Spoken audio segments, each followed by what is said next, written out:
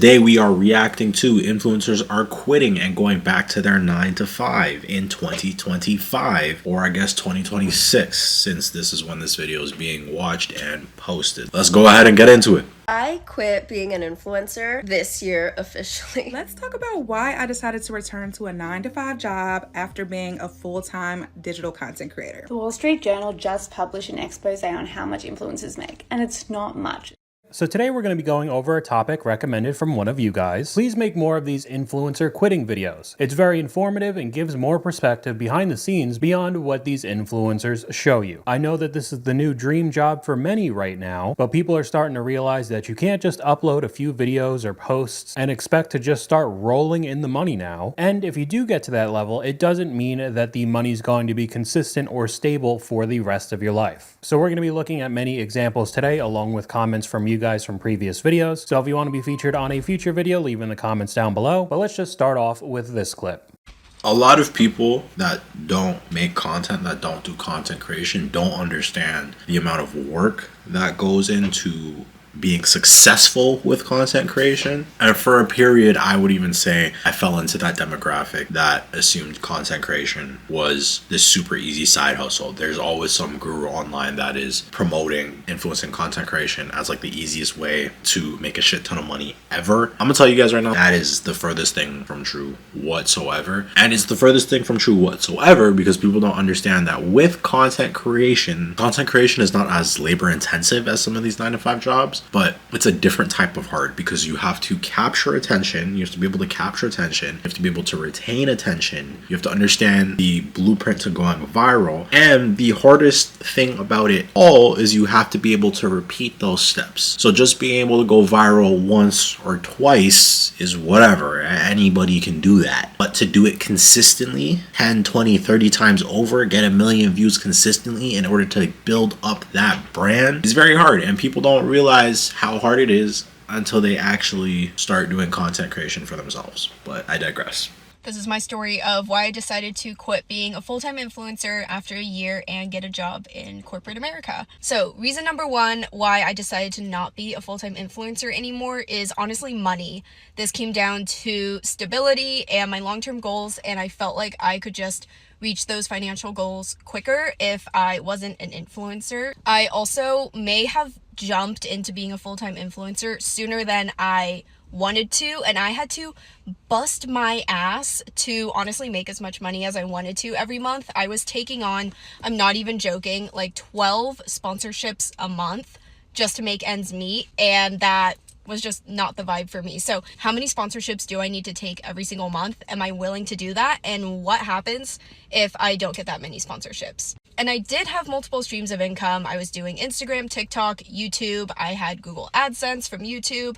I had my Like to Know It, and my affiliate links were starting to do really well. So even though I had multiple streams of income, sponsorships were without a doubt like 80% of my income. So if I wasn't getting brand sponsorships, they were rough. Okay, so I think you know my stance with sponsorships, but especially with the influencer types that don't really... All right, before he gives his opinion, I'm gonna just jump in really quickly, especially the longevity of content creation. Like any other business, content creation is a business. You are essentially a marketing and a production company. And so a lot of people don't realize that when you start your business of content creation, it is now up to you to be able to pivot and adjust your business accordingly to be able to stand the test of times. Yes, on average, most content creators are probably not sticking around for more than 2 to 3 years, 5 years, 10 years, and it's a relatively new industry as well, right? So it doesn't look like a traditional career where you're getting 15, 20 years out of it. So you're going to constantly have to pivot. You're going to constantly have to adjust, and a lot of people don't understand that. And now when it also comes to the income and the revenue generating side of content creation, where with content creation, you are using your likeliness and your brand image to make money. A lot of people don't understand how to necessarily price themselves when it comes to brand deals. They don't understand how to price themselves accordingly. A lot of content creators, influencers, when they're just starting out, they undercut themselves a lot, and they don't realize that there are let's say they're charging 500, they could be charging 1500 per brand post, because they don't, again, content creation and influencing in general is such a new concept, and there's no parameters and there's no guidelines around what you should be doing. Everyone's kind of just doing their own thing, and because everyone's kind of just doing their own thing and everyone's super secretive about how to make money online, you don't understand what to charge for your business. And so what happens, you're undercutting yourself, you're stressing yourself out doing 12 band deals a month when you don't understand that you can probably get away with charging double what you're charging, and now cut that number in half. Now you don't have to deal with burnout. You get around the sustainability issue of content creation by saving what you're making. A lot of content creators have a spending problem.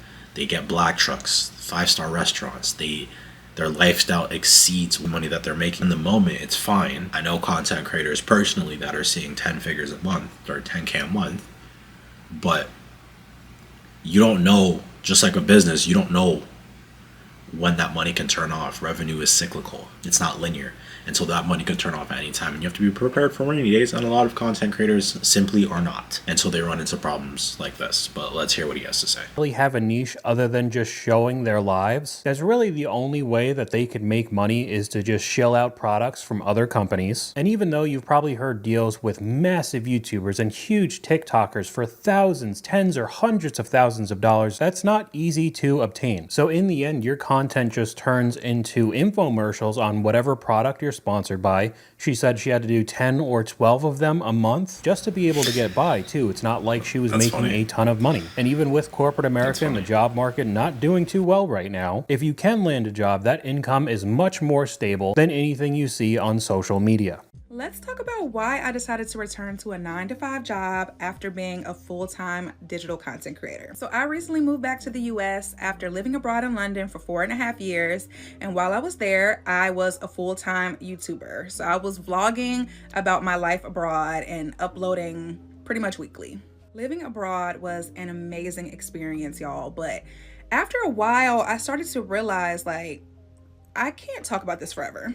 I was starting to feel a bit bored and burnt out from sharing my day-to-day life, because not every day was super interesting. And I started to feel like I was living to make content, like everything had to be content. Okay, so a couple things here. The situation's a little bit different than the first. This person did have a niche. However, it was too small of a niche, I would say. She was living abroad, and it's fun and exciting. You can make videos and posts, but as she said, eventually you just kind of get bored and tired of it, because not every day is going to be the coolest day on the planet. And especially if you're known for that type of content, like living in a specific city, you're kind of stuck because that's all people want to see out of you. She also talked about the same thing as the first clip, of course, the lack of stability, and also talking about benefits that you would get from a normal 9-to-5 insurance. And I think a comment from one of you guys goes very well with this clip. The reason that girl ran out of new exciting things to post and others don't is that they just lie. When it comes to picking a specific niche, I think that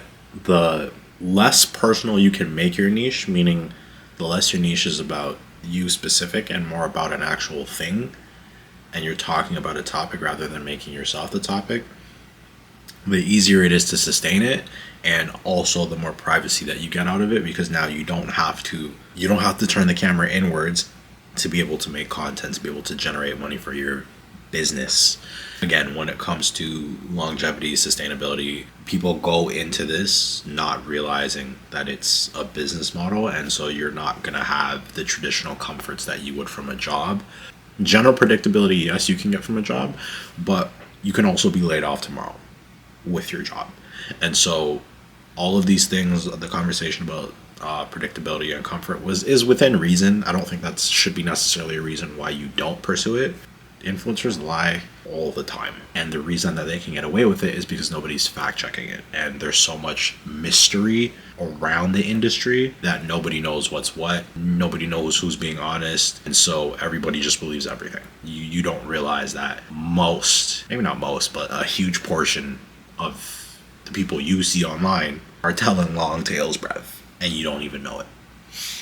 talking. They just create fake scenarios and make videos about it. That's why she shouldn't figure out why she ran out of things to do. I mean, there's a whole host of TikTokers who just make completely fake stories up, fake relationship issues, first dates, just in the eyes of entertainment. So why wouldn't people do that for vlogs? And adding on to trying to make everything in your life interesting every day, if you watched Casey Neistat back in the day, I believe he made a daily vlog for around 800 days and he ended up stopping. This is somebody who is a professional filmmaker, knew what people wanted to see, and it almost cost him his marriage. He was so burnt out. He basically doesn't really make videos anymore. Once in a while he'll upload something. So if you do end up picking this type of niche, it probably won't go on forever. We have a set of screenshots here, why I quit influencing, the beauty marketing, so happy I did. First thing, hyper consumerism and selling products, a lifestyle that I didn't fully believe in. Now every time I hear something similar from an influencer who quit, they kind of say the exact same thing like this: I'm so unbelievably grateful for every opportunity and love every brand I've gotten to work with, blah blah blah. Okay, we get it. But especially if you do the beauty influencing, that's all everybody cares about. The newest product from this company, and here's a get ready with me, and here's the link in the description for it, as everything just slowly increases in price. I mean, if you ever walk around Sephora, it is insanely expensive for how little product you actually get. And your job is to sell it to everybody who's watching. No one talks. I'm gonna just quickly interject here. There's a level of narcissism that's required to make content because it's built off of the premise that you think you're interesting enough, whether it be the topic with you, the things that you're talking about, you think you're interesting enough to be able to keep attention. So there's a level of narcissism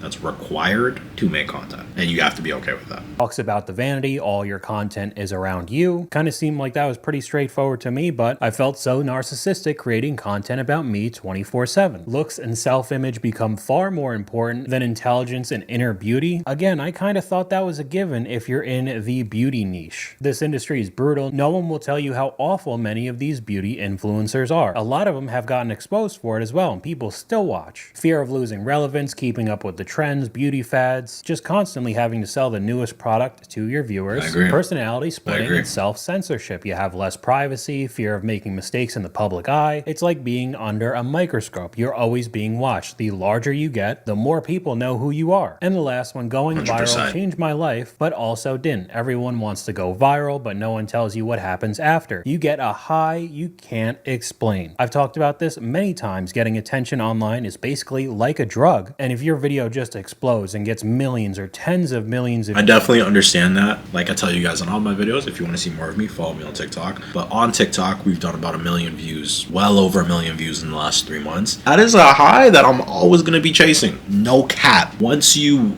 experience it, you're gonna be forever chasing it. But that's where the difficulty comes in, because the skill of content creation, the skill of influencing and marketing, that entire industry is being able to recreate that. And if you just go viral by accident, you have no idea how to recreate that, and then you're stuck in this hamster wheel trying to recreate something that you have no idea how to do. And then there's the other side of it, where you're constantly, when you finally get the ball rolling and you're finally able to recreate virality, you're constantly, and you can never turn it off. You're constantly thinking, okay, how can I hook people? How can I get people to watch this video longer? How can I get engagement? It's something that never turns off. And if you're the type of person that you prefer are done working, you're done working, this industry is not for you. Views, it's pretty unlikely for that to happen again. So you'll be chasing that high from now on. Why do I feel low-key nervous to post this? Let's talk about why I'm quitting being a full-time influencer. For context, I've been full-time with lifestyle content here and on Instagram for about a year now. I'll also say it's been going really well lately. I've had awesome brand deals and I've been making more than I made at like any of my previous jobs ever in my life. Okay, I just wanted to put this short clip in to add on to this just being another vessel to sell you products, because this person had similar issues compared to the last, having to talk about yourself 24/7, of course, because you're a lifestyle and beauty influencer. There's nobody else but you, and then talking about and trying to sell all of those products from sponsorships. I thought it was interesting in this comment section, the top comment, I quit being a full-time influencer and I honestly don't know how I feel about it. I make way less money, but I hated how scammish my content felt. So this person had 300,000 followers before she stopped, but her saying that she knew how scammy her content was, I think is very interesting. I feel like everybody has to hide it when it comes to the TikTok shop sellers, because the amount of low quality quality Temu level products people are trying to sell you, they're straight up lying to you just so you buy the product. And it seems like this ex-influencer couldn't handle that anymore. But we have another comment from one of you guys. If you manage your money right and know how to invest and save, you could turn your influencing career into something. Gang, I literally said, guys, I literally said that. A lot of these people spend their money showing off their lifestyle, and when they inevitably become irrelevant, they are broke. Everybody likes to think that if they do start getting insane numbers, that they're just going to get the same amount of attention for the next decade or two. And that's just not how the internet works. I mean, you could go in and out of popularity within months or even weeks. I mean, there's a ton of stories of big YouTubers making millions of dollars and now they're broke. Jason Nash, right off the top of my head, is one of them. And solely relying on money that's coming from Google AdSense or the TikTok shop can be very dangerous because you are not in control at all. TikTok is still screwing me over financially. Several weeks ago, I noticed that many of my videos were no longer making me any money whatsoever through the Creator Fund. And on June 14th, I looked into it and found out that I had, in fact, been disqualified from the Creator Fund. Why, you might ask? The reason that TikTok gave me for removing me from the Creator Fund was that they identified my account as a business account. This all came as news to me, but I appealed the decision, and then I switched my account back from a business account to a personal account, which I thought would just solve the problem outright, but I was wrong. Okay, so I've heard a wide variety of issues when it comes to the Creator Fund on TikTok recently. Either people getting kicked out for no reason, this includes massive TikTokers with millions of followers, or the way that they get paid, the ad rates or affiliate links just drop down to virtually nothing. So they're still bringing in a whole bunch of views or sales, they're just not really getting any money for it. And at that point, if you're relying on that income, what are you supposed to do? Here's another example of somebody getting a ton of views and how much they actually made. I had a video hit 50.4 million views on TikTok,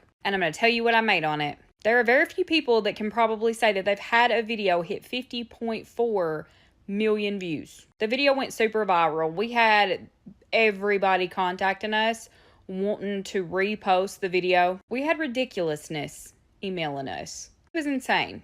And do y'all want to know what TikTok paid me for a video with 50.4 million views? $1,300.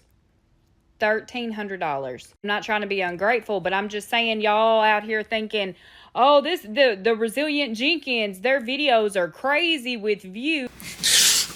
All right, I'm just gonna jump in here. What people need to understand is you are renting your audience from these platforms, and because of that fact, they dictate the rules. Another thing that has always been true, whether it be through YouTube, TikTok, Instagram doesn't have an AdSense type program, but AdSense has never paid, at least proportionately to what you should be getting. The way to make money in this industry, brand deals, affiliate links. If you have your own product or other business and you're using social media as a funnel into that, that's how you do that. Booking gigs, again, brand awareness. Anybody that's truly in the game understands that the per click revenue side of things is not substantial. Your content creating business should not be based on that. You should not be basing your revenue solely off of that because there's no money in that. Everybody who's in this industry knows that. Run the tape. They must be getting mad amount of money. No, that's not how it works. So that's why I know a lot of TikTokers try to switch over to YouTube and bring 100%. some of their audience. But it really depends on your type of content and if you could be interesting for more than 30 seconds like a TikTok. But yeah, 50 million views is pretty insane even in today's world. And $1,300 isn't nothing, but it's not something you could survive on. And virtually nobody's racking up 50 million views a day to make this somewhat sustainable. It just won't happen. The Wall Street Journal just published an expose on how much influencers make, and it's not much. It's not all the glam, and the reasons that influencers aren't making as much as they used to is because payday is really over. The days of when you could charge $50,000, $20,000 for one post and it would perform really well is over. The TikTok ban is looming and brands are getting tighter and people are just spending less. So what this means is that we as content creators need to get smarter in how we work with brands and how we promote ourselves and want to make money from this type of work. Okay, so more stuff with the brand sponsorships, but something that I haven't talked about yet with any of the ad rates. Back a few months ago with the possible TikTok ban and just the overall economy right now. People are pretty unsure of what's going to happen in the future, and if there's some bad stories that come out on the news, the stock market isn't doing too well, the marketing companies that are paying for ads on YouTube, on TikTok, really any social media platform, pull back their money because they don't think they're going to get as good of a conversion rate if normal everyday people aren't sure about what's happening next. So that's another variable you could add on top of this whole influencer social media thing. Another comment from one of you guys, there was an article in the NYC newspaper on how influencers are being rejected for apartment leases. Influencers' income are now unstable and cannot be used as income in NYC versus a paycheck guaranteed every month in another field. The younger influencers now have a main job that correlates with their channel if they're in a creative field, which is also something that might not be the best idea to do, but we'll get to that in a second, because with the rise of some creators like this guy up on screen, Hub's Life, I know everybody's basically talked about this guy over the past month, but he ended up getting very popular because he was making a day in the life videos when he was a normal dude, just going to his everyday 9 to 5, nothing special, and a lot of people found that relatable and liked the content, so he gained a huge following. Now on the other side of that, he ended up quitting his 9 to 5 to pursue being an influencer and really tanked his whole channel because now he became unrelatable to everybody else, and the whole situation's pretty rough. He's begging for money on live streams. It's really not looking good, but people initially saw the amount of views he was getting. I mean, some of his clips have tens of millions of views, so they started doing content very similar with their jobs. But I would even say with all the examples that I've seen recently, it's even dangerous to make a day in the life videos while working a full-time job, trying to maybe kickstart your online career, because there are a lot of clips that I've seen like this. This is a PSA to not. I'm gonna jump in here. The Hub's Life situation definitely needs to be studied, but when it comes to switching your niche, essentially, because that's what your fan base bought in for, you kind of have to do that gradually. People unfortunately didn't follow Hub's Life for the influencer side of things. They followed him because they saw someone on the internet living a relatable life, and he strayed from that. And is there a deeper conversation to be had about certain fandoms will view certain creators as just not even something that's human, they're just media on a screen? Yes, there's a deeper conversation that needs to be had about that. But when it comes to specifically building your audience, if you are not, and again reminding you that you are borrowing this audience, if you are not constantly validating your audience's desire for why they're here, they're going to leave, and then you're going to have to once again figure out how to pivot your business. It's like if you built a burrito restaurant, you would not all of a sudden start selling ramen, because that's not why people know you. They know you for burritos, so why would you start selling ramen? You're gonna lose a core customer base, the same way that if you blew up doing one thing and you immediately switch, you'll initially lose that core audience. It doesn't mean you can't get it back. Same thing with the burrito instance. It doesn't mean that you can't eventually transition over to ramen if that's your vibe now, but it's a switch that has to be done gradually, and people that don't understand that don't get very far. Post day in the life, get ready with me, come to work with me when you are really working. I don't care how much you blur it out, there's always going to be a slip up. If you guys know, I post content on here, Instagram, LinkedIn all the time. I have just as many followers on my other platforms as I do on here. So all I do is post content, come work with me, things like that. But I posted a video on here that got me fired. No, your job should never be content. I don't know what people aren't understanding. I'm seeing this on a daily basis at this point. Why do you keep posting this? Amazing people don't know when you're at work. I can't even lie. There's just a ton of examples. Yo, what's happening, man? It's a very, very vulnerable moment for me because today, I lost my job for going live on TikTok. My live was just to show a day in the life as a manager. I went live while I was doing payroll. I went another live when I was doing scheduling. This one's kind of tricky because I actually do, I'm part of the population that does watch Get Ready with me, go to work with me content, but I think it's good practice to have a fine boundary between your work and everything else, and I very seldomly think you should mix those two things. But I would also be a hypocrite because I watch that content and I like being able to see how other people live, what other people do for work. I want to know if you're an engineer. I want to know what your day looks like. If you're an investment banker, I want to know what your day looks like, so on and so forth. So it's a slippery slope. I know for certain industries, for finance, for example, some of the firms are definitely more traditional, and they don't, and especially if nature of your job has sensitive work, they don't appreciate it. And in some firms, it is looked down on. So it really is a case-by-case situation. You should know your company. You should know your policy on your companies. I've even seen some like ridiculous cases. There's another creator, Clouds Jew. She used to be a consultant, and she blew her platform up while she was at the firm, and they told her that they needed to sign off and approve every brand deal that she would get moving forward. I just think that's utter ridiculousness. In a corner, and one of my staff members, I guess, screenshotted or something and went to my regional and was like, "Mark's going live at work." People love doing live streams while they're at work. We've seen this a lot on some of my older videos, and this guy was supposed to be a manager and he ends up getting canned for it. More of the comments, but my question is, why do you keep going live at your job? Are we not adults? Why are jobs having to tell us this? If you were on the clock, you're held accountable. Unfortunately, I'm sorry to hear that, but you gotta be mindful that they could let you go because you're on the clock. I also thought it was funny that at the time that I found this video, he was currently live streaming. Probably not the best video to have up if you're currently looking for another job. But we have another comment from one of you guys. As a teacher, the amount of kids who say they want to be a streamer or a YouTuber when they grow up makes me want to give up on them. I don't destroy their dreams to their face, but I just hope they figure out something practical before it's too late. It really is the new professional athlete or astronaut, any of those types of jobs. There are just so many people out there with a mindset like this. I just quit my job to do content creation full time. How many followers do I have? That's crazy. 2,000 or so. How much money have I made off of TikTok? Here is why I did it though. I was a server and I was not happy. I was going into work every day, and of course there were other...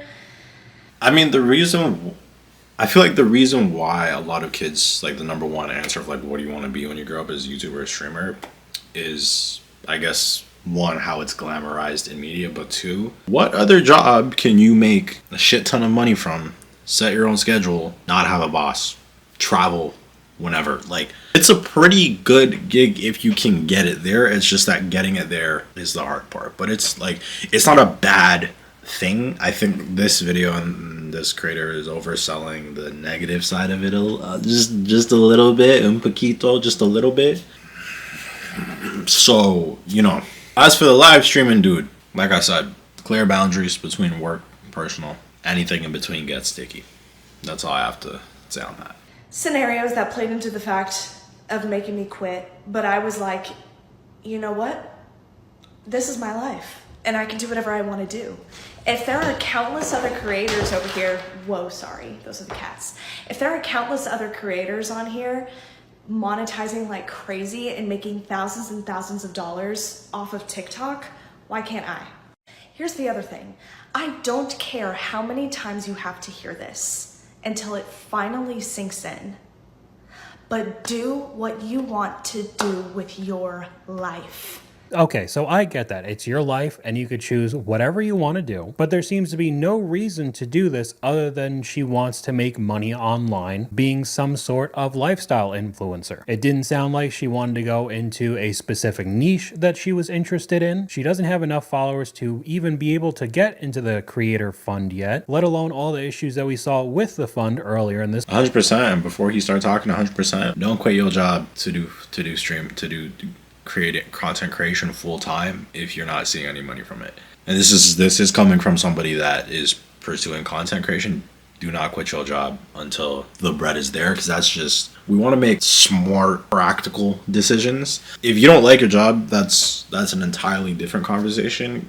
Get a job that you can tolerate in the meantime while you're building your business. It doesn't make any sense to go all in on your business. You could, but it doesn't really make sense to do that if it's not producing revenue yet. And I'm going to tell you why it doesn't make any sense. You're going to stress yourself out trying to monetize it because now there's pressure of income. And a lot of people will tell you that pressure is good because it's going to get you consistent. You'll be posting multiple times a day, 2-3 times a day. You're going to be very driven. You're going to be very motivated to get this to make it work. You'll be studying retention. You'll be studying hooks, thumbnails, whatever it is to make this possible. All of that is true. However, he also said earlier in this video, which I'm going to remind some of y'all, you're not in control of when videos take off. You're not in control of what videos do well and what videos don't. Sometimes videos blow up for the most random reason. You give yourself the best chance of personal success if you still have income while you're building this thing. Yes, there are some instances where you can quit your job, go all in, and you'll see returns within 3, 4, 5, 6 months from now. But if you make emotional decisions, you are going to get emotional results. You're not going to get results that you like if you make emotional decisions. You don't like your job, your dream is content creation, so you're going all in. That is the quickest and fastest way to turn content creation into something you don't like doing, because now you can't sit back and enjoy the learning process of it because you're so focused on trying to get this to monetize, and you don't know how to monetize. At 2,000 followers, I know that because